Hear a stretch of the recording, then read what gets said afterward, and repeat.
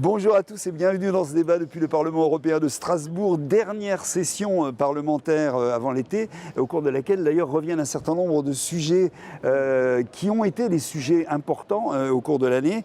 Qu'est-ce qui a avancé au cours de cette saison? Quels sont vos sujets de satisfaction? Et qu'est-ce qui continue à ne pas aller? On en parle avec vous. Michel Rivasi, vous êtes député Vert Alliance Libre Europe. Isabelle Thomas, vous êtes député socialiste et démocrate. Et Younous Omarji, vous êtes député Gauche Unitaire Européenne, Gauche Verte Nordique. Je le dis très bien maintenant. Bonjour à tous, merci. On commence par l'actualité peut-être. Alors hier, ça ne concerne pas directement le Parlement européen, mais ça vous concerne quand même.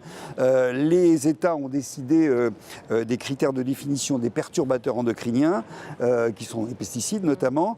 Jusqu'à maintenant, la France, la Suède, je crois, et le Danemark trouvaient que ces critères ne protégeaient pas assez, en gros qu'ils n'étaient pas bons pour la santé. Hier, la France est passée de l'autre côté, si on peut dire. Le ministre français, d'ailleurs, Nicolas Hulot, dit que ça va permettre d'interdire les substances dangereuses. Vous en pensez quoi? On commence avec vous, Michel Rivasi.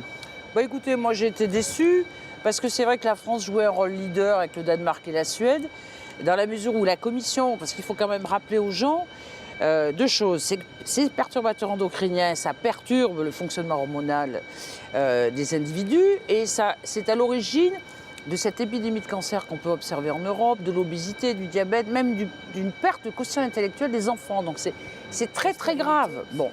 Et le problème de la fertilité. Donc il était très important de légiférer là-dessus. Et surtout, le boulot qu'avait la Commission, c'est d'établir des critères scientifiques. Je ne sais pas si vous vous rendez compte, depuis 2013, elle devait le faire. On est en 2017. Il a fallu même saisir la Cour de justice européenne pour obliger la Commission à élaborer ces critères. Parce que la Commission faisait d'abord une étude d'impact économique. Vous voyez combien ça va coûter aux industriels pour interdire. Bon. Hier, les États membres donc, ont décidé, en complicité d'ailleurs avec la France, puisque la France a décidé de voter cette nouvelle définition. C'est ça. Mais alors, on n'est pas du tout satisfait. Pourquoi ?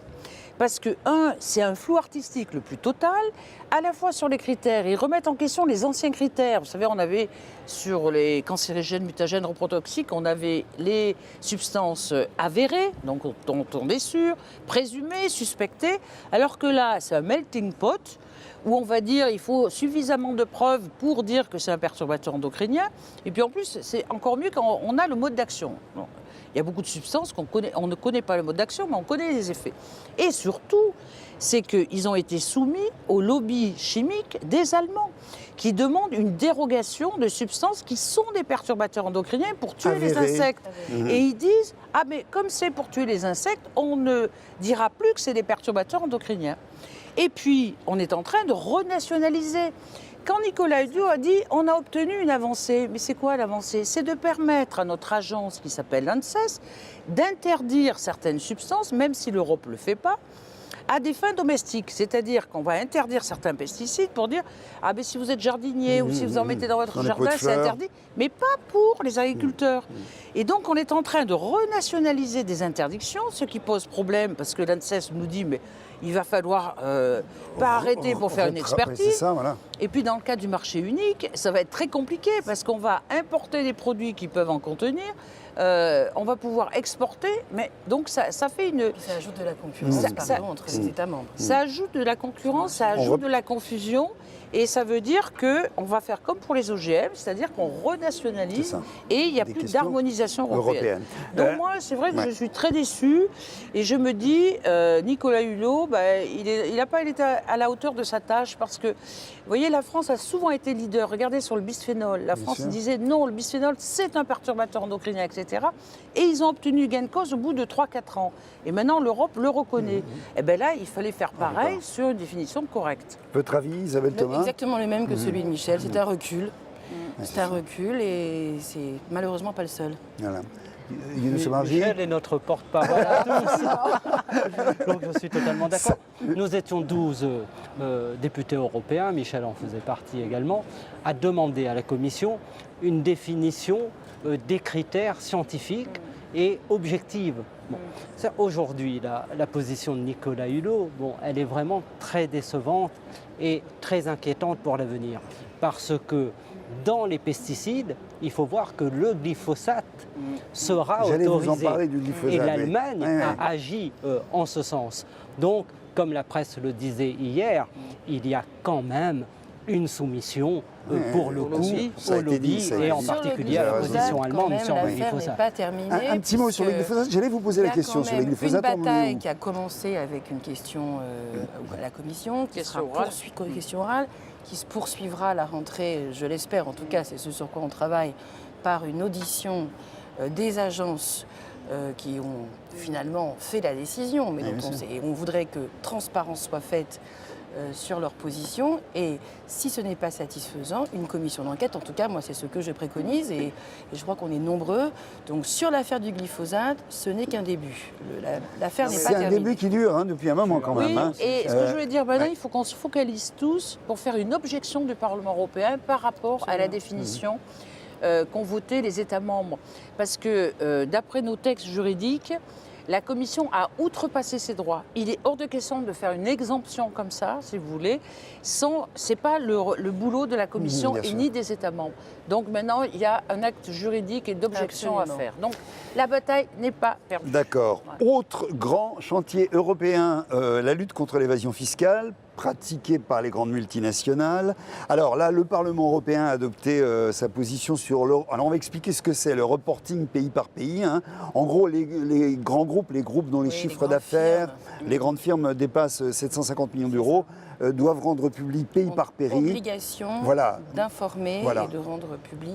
C'est ça le plus important, parce que jusqu'à présent, ils étaient obligés d'informer, mais les citoyens ne savaient pas ce qu'il y avait comme information. C'est ça. Donc, alors sur que là, le nombre de salariés, leurs impôts, sur les bénéfices etc. réalisés, dans quel pays, et les impôts qu'ils payent. Alors, donc là, on verra bien, bon, déjà on a quelques idées malheureusement de l'évasion ou de l'évitement, comme on dit. Alors il y en a qui appellent ça l'optimisation, en réalité il faut appeler un chat un chat, c'est de l'évitement, c'est-à-dire trouver les failles du système ou les pays qui font des ristournes sur tel ou tel facteur de la base de l'impôt pour payer le moins d'impôts possible. Et c'est le fameux exemple de Apple avec ses 0,005% d'impôts sur les bénéfices payés en Irlande pour tous ces bénéfices réalisés. Alors je reviens à ma question. Bon, ce qui a été voté, c'est une bonne chose qu'on puisse pays par pays le faire, mais il y a un mais quand même.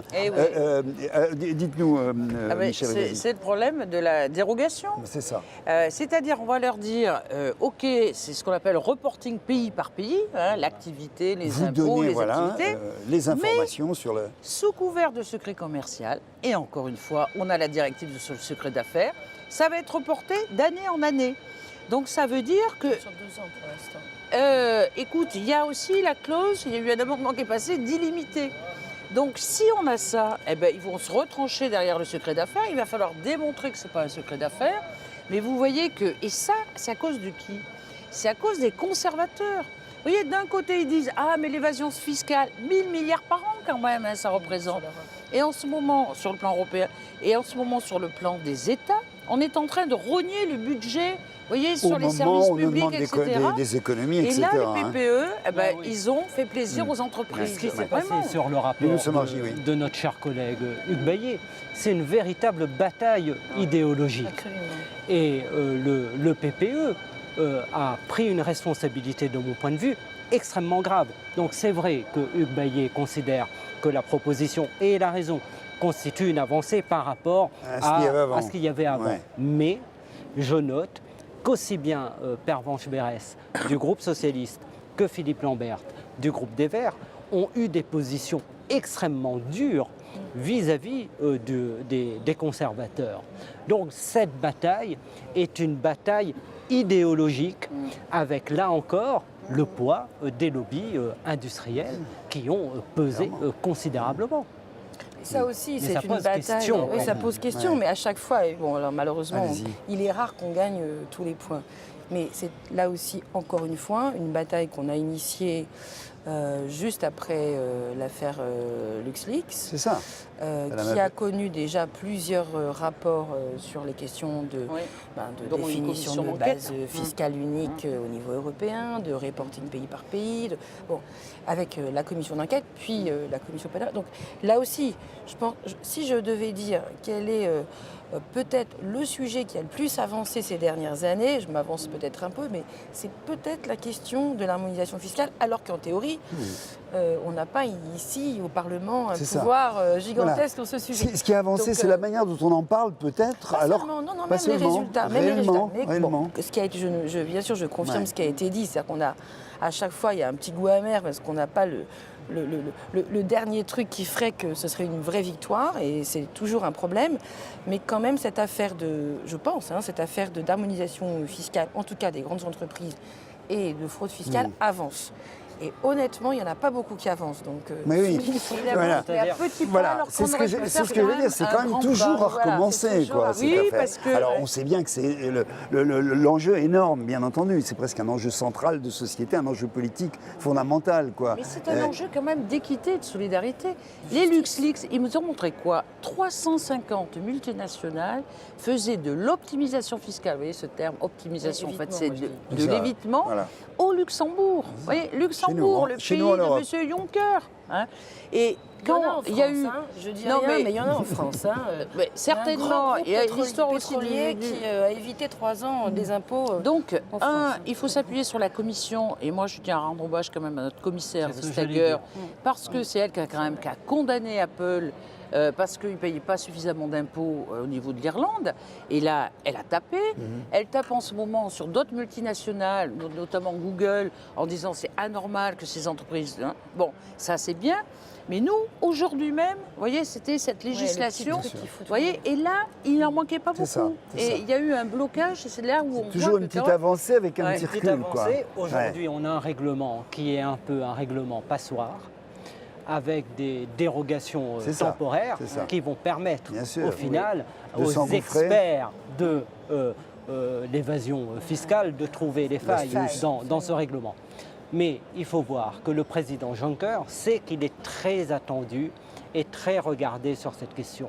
Et c'est pourquoi Isabelle a raison de noter que le président Juncker a sans doute laissé avancer ses commissaires dans un sens positif. Mais on voit bien que cela leur est très douloureux, très difficile, et qu'on avance vraiment à tâtons quand il faut avancer très vite, parce que ça porte un préjudice très lourd à toute l'image et à tout le projet européen. Enfin, cette évasion fiscale, je veux dire, c'est un peu du terrorisme financier. Il faut bien imaginer qu'une seule entreprise comme Apple, par exemple, je vous allais dire que je fais une obsession, mais une seule entreprise comme Apple, si elle payait ses impôts au taux le plus bas de l'Union européenne, à savoir, je crois que c'est aux alentours de 13%, ça serait l'équivalent de la contribution britannique. Ouais, c'est ça. Donc une seule, 11 milliards. Une seule entreprise. Donc vous imaginez, si on arrivait simplement à faire payer les multinationales, non pas ce qu'elles doivent, puisque ce n'est pas du 13%, mais au taux le plus bas, on aurait vraiment plus de problèmes budgétaires pour l'Union européenne. D'autant qu'il y a eu longtemps l'objection, vous comprenez, ces histoires financières, c'est compliqué, c'est opaque, on a du mal. Mais ce n'est pas vrai en réalité. Il faut dire qu'il n'y a rien de plus transparent que les comptes des grandes sociétés, quoi. On peut tout à fait... Bien sûr, elles le savent très bien. Et ensuite, quand on dit que cette Europe est une Europe des banques et des multinationales, on dit vous êtes d'extrême gauche. Mais on voit bien, quand on regarde ces dossiers, que c'est la réalité. Voilà, autre grande question posée à l'Europe, question centrale, j'allais dire, des dernières années, là, qui est revenue de nombreuses fois et qui revient encore, la question des migrations. On va pas reprendre toute cette question parce qu'on a eu souvent l'occasion d'en parler, mais tout de même un mot, d'autant qu'elle est relancée par l'actualité, puisque l'Italie vient de redemander encore aux pays européens de bien vouloir consentir à accueillir les migrants et pas les laisser simplement en Italie et en Grèce. Le PE, le Parlement européen, avait voté d'ailleurs une résolution dans ce sens-là lors de la précédente session. Rappelons quand même que sur les 160 000 personnes qui auraient dû être accueillies, ce qui est quand même pas au niveau d'un continent de 500 millions de personnes, un chiffre extravagant, et il y en a un peu plus de 10% pour l'instant qui l'ont été et qui doivent l'être avant le mois de septembre, c'est-à-dire là, tout de suite. Qu'est-ce que vous préconisez pour qu'on On a eu l'impression quand même, au cours peut-être des dernières semaines, des derniers mois, que cette question, on changeait de regard sur cette question de l'immigration. Qu'est-ce que vous en pensez? Qu'est-ce qu'il faut pour que ça bouge un peu dans ce domaine-là? Qu'est-ce que vous en pensez, Michel Rivasi? Écoutez, Sachant que pour l'instant, rien ne bouge beaucoup. moi, je vois les derniers chiffres. 100 000 migrants en mer Méditerranée depuis le début de l'année, donc plus de 2000 morts.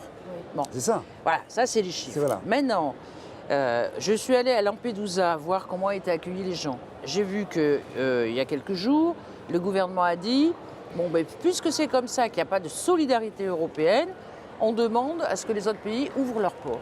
Mais moi, je pense que maintenant, il va falloir faire ça. Oui. Parce qu'il n'y a pas de raison que tous les migrants viennent en Italie, on laisse l'Italie toute seule en se débrouillant. Mais c'est pas aussi simple que ça. Oui, mais justement, il faut que la solidarité joue sur les pays européens. La France devait accueillir 30 000 personnes. C'est quoi 30 000 personnes sur 60 millions d'habitants, même 66 millions? Eh bien, elle n'en a accueilli que 3 000 sur les 30 000. On a des pays comme la Hongrie, comme la République tchèque, comme je ne sais plus quel autre pays, la Pologne, qui ne veut pas accueillir à un moment. Je veux dire, soit on joue la solidarité, soit on joue l'Europe. On a quand même des leviers financiers avec les fonds structurels en disant, soit vous acceptez ça, soit, écoutez, alors ça va choquer mes collègues.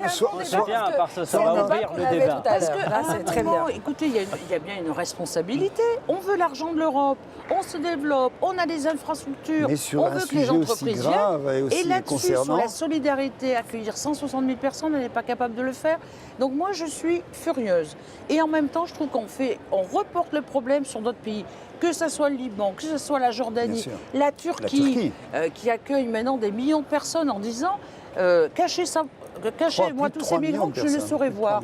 Je trouve que c'est quand même fou. En plus, quand je vois en Afrique, moi j'ai ma fille qui est dans l'humanitaire, elle est au Soudan, elle va en Ouganda, il y a 400 000 personnes dans des camps. Et là, vous voyez, c'est des gens invisibles. Et nous, on n'est pas capable d'accueillir 160 000 personnes. Non, je trouve que c'est d'un égoïsme. Et c'est un manque de solidarité sur le plan européen, alors que les citoyens européens, lorsqu'on leur montre ces images, lorsqu'on montre la souffrance de ces gens-là qui viennent avec des familles parce que c'est un lieu de guerre, écoutez, quand même... On va en dire un mot d'ailleurs de qui peut faire quelque chose dans ce cas-là. Younous Omarjee, vous voulez réagir, oui. Oui, et puis après, on est d'accord. Sur la question de l'ouverture des ports, c'est pas aussi simple que ça. Ce que les ONG disent, c'est que l'ouverture d'autres ports que ceux des ports italiens, c'est aussi rallonger la durée des traversées. Donc il faut voir de quel port il s'agit. Parce que déjà, lorsqu'ils arrivent en Italie, ce sont des migrants qui sont dans des états d'épuisement total. Et on ne peut pas imaginer qu'on puisse encore rallonger des traversées de 1 heure ou 2 vers d'autres ports. Donc il faut voir des solutions concrètes. Sauf s'ils sont dans un bateau. S'ils sont dans un bateau, tu peux très bien dire... C'est ça. Tu vois, tu peux bien les amener à Marseille, tu peux bien les amener à Barcelone. Il faut partager évidemment l'effort. Immédiatement une solidarité très forte vis-à-vis de l'Italie. L'Italie a accueilli sur ces dernières années près de 300 000 migrants. Donc c'est une charge extrêmement importante pour le reste. On est d'accord surtout. Et la Grèce. Et la Grèce, avec ses... On laisse finir. Mais je l'avais dit la dernière fois, je veux le redire aujourd'hui. Nous allons devoir tout repenser. Parce que nous sommes au début de ces questions et de ces problèmes migratoires. En 2100, un terrien sur 3 sera africain. La population africaine va être multipliée par 4 en 100 ans. On va passer de 1,2 milliard à 4,2 milliard sur le temps d'une vie. Donc, si nous ne changeons, je suis désolé de revenir là-dessus, bien sûr. Mais si nous ne changeons pas les agencements économiques mondiaux, et si l'Afrique n'est pas dans les possibilités de se développer, alors nous allons être face à un problème qui sera encore plus tragique qu'il ne l'est aujourd'hui.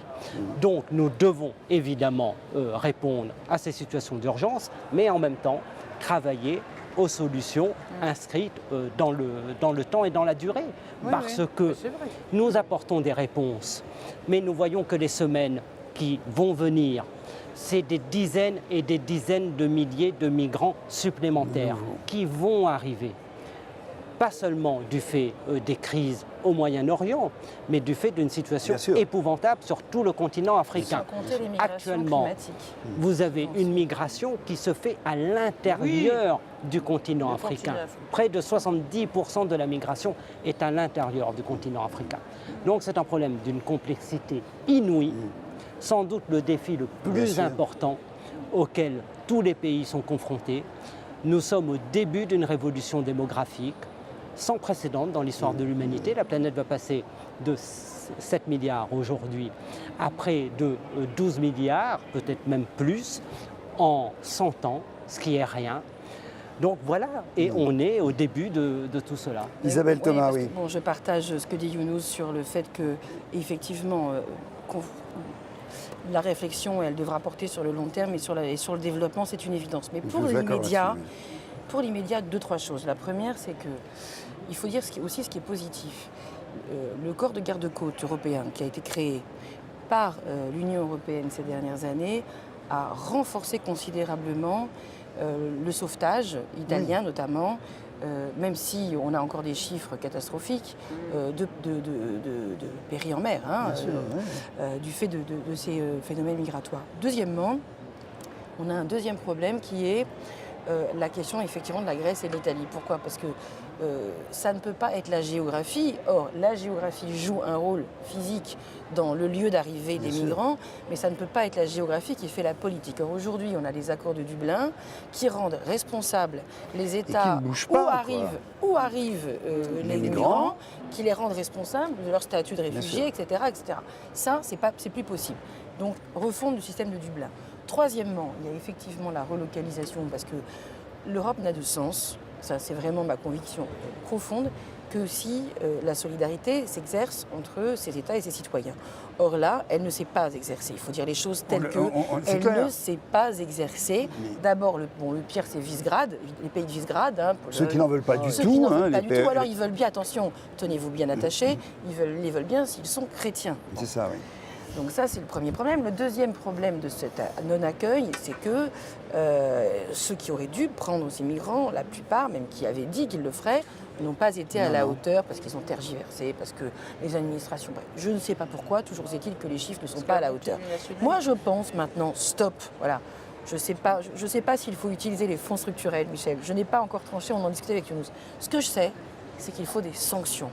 On ne peut pas continuer à avoir des règles qui ne se respectaient par personne. Il n'y a pas de règles s'il n'y a pas de sanctions. Ça n'existe que dans un monde utopique que personne n'a jamais vu. Et qu'on maîtrise structurel. Non, on aurait d'autres sanctions contre les pays qui ne respectent pas. Je fais partie des premiers à avoir dit que ces pays sont très consommateurs des fonds structurels.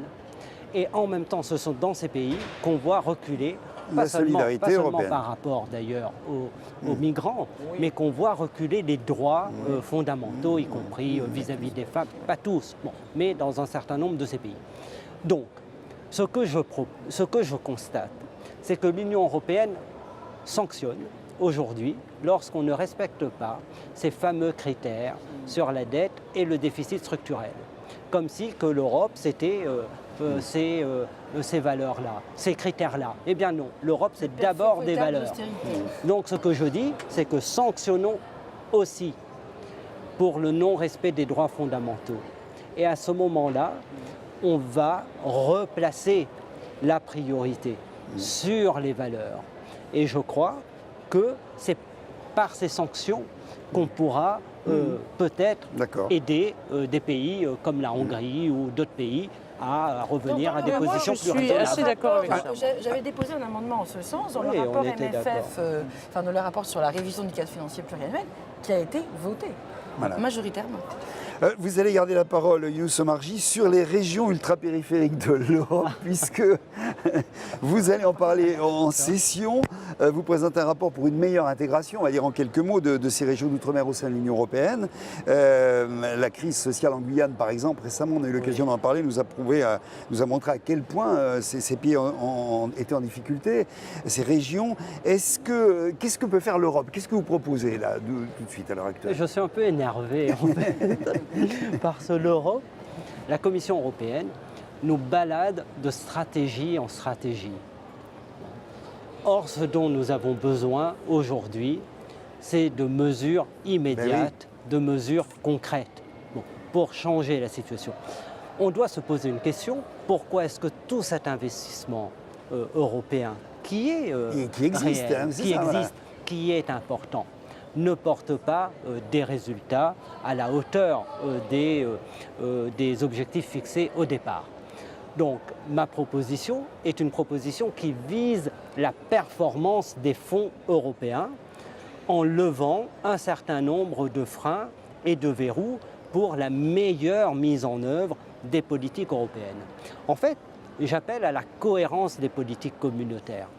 Parce que vous avez d'un côté la politique de cohésion qui fait beaucoup pour les régions les moins développées et en particulier pour les régions ultra-périphériques. Mais de l'autre côté, vous avez la politique commerciale, par exemple, qui vient détruire les efforts qui sont réalisés. Vous avez d'un autre côté la politique des pêches qui n'intègre pas les politiques agricoles. On vend nos droits de pêche à des pays d'Amérique du Sud. Voilà. C'est-à-dire que, enfin bref, Donc, on va en parler. C'est juste une petite Donc parenthèse. l'idée c'est de mettre en cohérence l'ensemble des politiques communautaires, appeler l'ensemble des commissaires européens à partager ce que j'appelle la culture RUP. D'accord. Donc le président Juncker a fait un très beau discours lors du forum des RUP. Eh bien, ce que je demande aujourd'hui à la Commission et à l'administration européenne, c'est tout simplement d'écouter le président. Et pour ce qui me concerne, je ne fais qu'apporter un soutien au président Juncker. Allez, un mot donc, Isabelle Thomas, sur les régions ultra-périphériques de l'Europe. Vous apportez votre soutien au président Juncker, vous aussi? Non, mais c'est une blague. Non, pas vraiment, en fait. Non, mais il est clair que moi, je suis fatiguée, puisque vous me posez la question comme ça, je suis fatiguée de que nous sommes énervés, vous êtes fatiguée? Oui, je suis lasse, si vous voulez. Je suis lasse de ce fossé, de ce précipice entre la parole et les actes depuis le début de cette mandature. C'est des abysses, hein, franchement. Alors à chaque fois, on repart un peu requinqué parce qu'on a l'impression que ça y est, ils ont compris. Et puis après, quand on passe au programme de travail de la Commission, il n'y a rien dedans, quoi. Donc c'est juste fatigant. Moi, je voudrais qu'on fasse le lien quand même entre la migration et le développement. Oui. Parce que ce que dit Younous, et ce que tu dis, c'est que regardez la politique de la pêche. Hier, j'ai reçu l'ambassadeur du Maroc sur le Rif, vous voyez, qui est la région au nord. Eh bien, là, il y a des accords de pêche où il y a plein de bateaux espagnols, français et autres qui détruisent complètement les poissons, puisqu'ils les pêchent, pour d'ailleurs donner sous forme de farine animale à nos élevages. Déjà, bonjour. Et que les gens, ils n'ont plus à bouffer. On va en Afrique. Moi, je suis vice-présidente des ACP, Afrique, Caraïbes, Pacifique. Je vais au Sénégal. Qu'est-ce que je vois? Du poulet qui vient des régions françaises ou du Brésil. Et là, les gens disent, on avait un élevage, c'est plus possible, ça coûte plus cher que ces poulets congelés. Donc c'est par notre développement qu'on est en train de déstructurer ces pays-là. Parce que si vous n'avez plus d'agriculture dans ces pays, si vous n'avez plus d'élevage, les gens, ils n'ont plus d'avenir, ils viennent en Europe. Donc quand tu parles de cohérence, il y a l'application directe. On ne peut pas lutter contre la migration si, de l'autre côté, on est en train de détruire les entreprises, l'agriculture dans ces pays africains. C'est pour ça que cette cohérence, elle est prioritaire. Et quand je vois qu'on dit, oh là là, on va investir dans les pays, mais qui va dans ces pays? C'est Veolia, c'est Vinci, c'est Bouygues, c'est les grosses entreprises qui se font de l'argent là-dessus. En disant, c'est super parce qu'il y a l'Europe qui travaille en Afrique. Oui, mais on est en train de tout détruire. Sur la question de la piraterie maritime, c'est pareil. L'une de mes premières interventions au Parlement européen, en 2012, c'était sur la piraterie. On a dit une intervention monstrueuse d'un député européen. J'avais simplement dit, mais quand même, il faut se poser la question. Nous avons des navires de pêche qui ont vidé les eaux dans la corne est de l'Afrique, mais qui en ont fait surtout une poubelle. Vous avez des déchets de toute nature, y compris nucléaires. En Somalie, c'est terrible. Et vous avez enlevé les ressources alimentaires de base, primaires, à ces populations. Donc, Alors ensuite, vous avez... attention, parce que là-dessus, moi je suis à la commission Ensuite, de vous la avez pêche, et je l'effet peux vous boomerang. dire Oui. qu'on a beaucoup fait avancer, autant sur les politiques commerciales, je partage, autant sur les accords de pêche, ça a quand même beaucoup avancé. Là maintenant, Et oui, ça a avancé, c'est vrai. depuis cette mandature, c'est-à-dire tout à que fait. maintenant, par exemple, bon c'est un peu compliqué, mais sur les céphalopodes en Maroc, par exemple, sèches. il n'y a plus les sèches, il n'y a plus le droit pour les navires européens de pêcher parce qu'on considère que c'est un peu non seulement la protéine, mais surtout Substance de la base. substance, et puis en plus c'est avec forte valeur ajoutée. Donc il y a des choses qui avancent dans les accords de pêche. Bon, on est loin du but, mais il faut aussi parfois savoir souligner Oui, mais quand même, les il faut évolutions attendre, tu parce vois. que... Dans l'océan scandales. Indien, Et ça vient du Parlement européen. hein. Bon, un sous petit pression du Parlement motif de satisfaction. Encore une dernière pour la route, une question, vous n'allez pas y échapper. Le siège du Parlement européen doit-il quitter Strasbourg? Bon, le serpent de mer refait surface, on parlait de la mer, on y revient. Qu'est-ce que vous en pensez, les uns et les autres? Michel Rivasi, je sais que vous n'êtes pas d'accord dans vos groupes, hein, tous d'accord en tous les cas. Écoutez, même moi, Bon. je suis un peu atypique dans mon groupe vert. Il y a eu un rapport de Bart Stas qui a indiqué que si à Strasbourg on recevait l'Agence européenne des médicaments plus l'autorité bancaire, ça pouvait donner Ça se sens. Bon, parce que quand même l'Agence européenne des médicaments... Échangeons Parlement contre c'est- Agence européenne des Voilà, médicaments. c'est 900 Bon. emplois, c'est 4000 Voilà. experts, c'est 30 000 réunions par an. Enfin, alors c'est vrai que la ville de Strasbourg, il gagnerait. Parce que là, c'est vraiment des emplois financièrement. Ouais. Maintenant, on a des traités. Je vois mal comment un président de la République peut dire on supprime Strasbourg pour tous se concentrer à Bruxelles. Parce que c'est ça le problème. Bien sûr. C'est que c'est vrai que nous, en tant que parlementaires, on travaille souvent avec la Commission, tout est rassemblé au niveau de Bruxelles. Mais je trouve que négocier un siège contre une agence, vous voyez, c'est un peu léger, Ouais. quoi. Voilà. Bon. Donc, Vous n'êtes pas trop pour, finalement. je me Attention, dis, vous êtes députée française aussi. il faut une alternative, Attendez, ça mais va en être- même temps, vu les textes, vu la côté symbolique et ce que ça représente, je crois qu'on n'est pas prêt à le faire. Bon, Voilà. Younous, Margie. au train où vont les choses. Alors, ne nous arrêtons pas en si bon chemin et faisons le siège du Parlement européen à Berlin. C'est une proposition qui a effectivement intéressé beaucoup de Non, monde. moi je pense que la Isabelle symbolique est forte, c'est-à-dire que le siège de la démocratie, c'est le siège du Parlement. Et que le siège du Parlement, c'est-à-dire le symbole de la démocratie, doivent rejoindre le siège de l'exécutif, je trouve ça un peu paradoxal. Est-ce que l'Union européenne veut-elle vraiment rentrer dans la logique de la Ve République française? Personnellement, moi qui suis extrêmement attachée aux valeurs parlementaires et anti-Ve République, je pense que s'il devait y avoir... parce que ça peut se discuter que la Commission, le Parlement et le Conseil soient les uns près des autres, parce que nous interagissons en permanence, les trilogues, les échanges, les autres... Bon, bref, c'est vrai qu'il y a un sens à ce que les choses ne soient pas trop éloignées. Mais en même temps, il y a d'une part la symbolique démocratique et il y a d'autre part le fait que oui, l'Europe est grande. L'Europe est grande et je suis désolée de le dire, mais les députés européens, quand ils ont postulé pour être députés européens, ils ont accepté d'aller une semaine par mois à Strasbourg. Et je suis désolée, s'ils voulaient être à la Commission, ils avaient qu'à passer le concours de la Voilà. Commission européenne, c'est autre chose. Absolument. Younous, Margie, sérieusement. Sérieusement, Non, mais je suis très au-delà. sérieuse, Oui, non, oui, j'ai dit- Au-delà mais vous au-delà étiez de la sérieux. boutade, j'ai un collègue qui est de Nouvelle-Calédonie et qui s'organise Bien sûr, pour être bien aussi sûr, bien bien à sûr. Bruxelles Rappelons-le. et à C'est ça, Strasbourg bien sûr. et pour assumer son mandat. Je veux rappeler que dans le traité, le siège du Parlement européen est à Strasbourg. Nous sommes des parlementaires français.